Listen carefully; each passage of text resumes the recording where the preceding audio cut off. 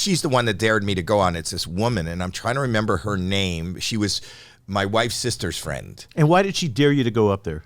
Oh, because I, which is diagnosed now, I have ADHD, and which makes me very, I know now, I'm impulsive, and I'm impulsive. If you want me to go back, I can tell you like why I got thrown out of school. But I got thrown out of school for what are considered funny things, and everybody just thought when I was really young and I was doing these things, as a young person, people want to fit in and not be different than anybody else. And these things made me really different than other people. Can I backtrack? Yeah. I'll backtrack to 100%. that. So when I was a kid, my family always loved comedy. And my dad used to bring home comedy albums, and they used to watch Jack Parr and all these, and The Tonight Show with Steve Allen and Johnny Carson when I was not Johnny Carson when I was a little kid, but Steve Allen when I was a little kid. And they'd send me to bed. We lived in an apartment or a small house, and I would hear my dad put on the album, and I'd hear a man talking, and then they would laugh. Which albums do you remember? He had somebody named Belle Barth. Oh, Belle Barth, sure. You know Absolutely. Who that is? Oh, hell yes. Dirty. Belle Barth and Rusty Warren were these like chicks that were like obscene back in the 50s. But they knew them. They 60s. Went to see them in Miami. My parents used to go to Miami on vacation.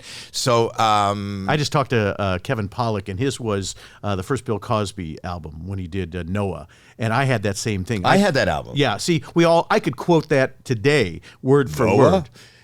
Yeah. So the point was, but that was when I already understood comedy, but I didn't understand comedy. What I understood was my parents were in the other room laughing, and they had a really good time. And I'd go, and then I would hear them laughing sometimes at albums or on somebody talking on TV, and I'd run in the room because laughter is magnetic. If everybody's laughing, they're having a good time. That's the place to be, right? If you hear people laughing in the other room, you want to see what's going on, what's so funny. And I would run into that room, and a man would be talking on the TV, and he'd say something, and there'd be a break in what he said, and my parents would laugh, and I'd go, what the fuck? I don't know what that is. Because you have to realize at 4 years old or 5 years old, I had no point of reference. So if he'd made a joke about a mother-in-law, or I don't even know what a mother-in-law is. No.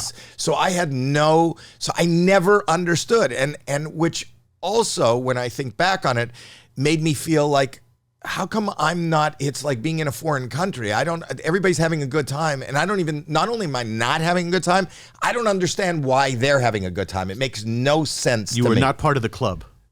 And that club is the earth. But I knew inherently, and I think everybody does, even when you're listening to a giggling baby, that laughter is something that you want to be part of, or you want to share in, or you want to understand.